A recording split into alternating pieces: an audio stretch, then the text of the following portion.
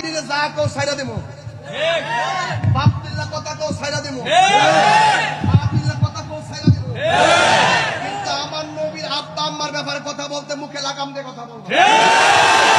সেই মৌলবী বলে নবীর আব্বা আম্মার জাহান্নামী, নাউজুবিল্লাহ বলে। সেই মাছের পেট দামি হয়ে যায়, সেই মাছ জান্নাতি হয়ে যায়। আর আমার নবী যার মাঝে আসছে, আরে আদম আলাইহিস সালাম থেকে শুরু করে আইতে মা আমেনার রেহেমে পর্যন্ত ঢুকছে, সেই নবীর আব্বা আম্মারে কয় জাহান্নামী বলে। আচ্ছা, নবীর আব্বার নাম কি? আব্দুল্লাহ। কথা বল, আব্দুল্লাহ। আল্লাহর কাছে সবচেয়ে প্রিয় নাম কি? আব্দুল্লাহ। আব্দুল্লাহ অর্থ কি? তো যেই ব্যক্তি আমার নবীর আব্বারে কাফের সাব্যস্ত করতে চায়, ওই সময় যারা ছিল, ওই সময় আবু লাহাব, আবু জেহেল, উতবা, সাইবারা লাত মারাত উজ্জার পূজা করত। আর আব্দুল্লাহ কে ছিলেন?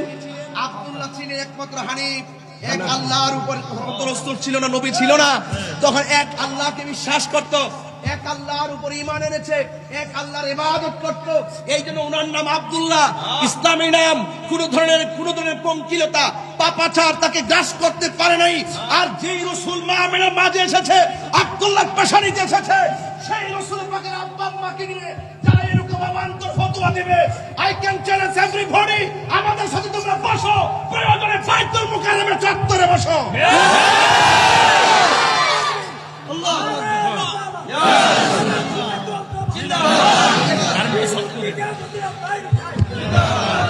কথা বলেন ঠিক না বেঠিক? আমার ভাইয়েরা, সব জায়গা ফাকনামি করো না। আমার নবীর বিরুদ্ধে কথা বললে আমি ছাড়তাম না। এখনো পাগলা বাচ্চা আছে, সাবধান বলে দিলাম। খেজুর গাছ নবী হেলান দিছে, খেজুর গাছ বেহেশতি, উস্তে না হান্না না। হায় হায়, আসাবে কাহাফ কুকুর ওলিদেরকে পাহারা দিছে, বেহেশতি।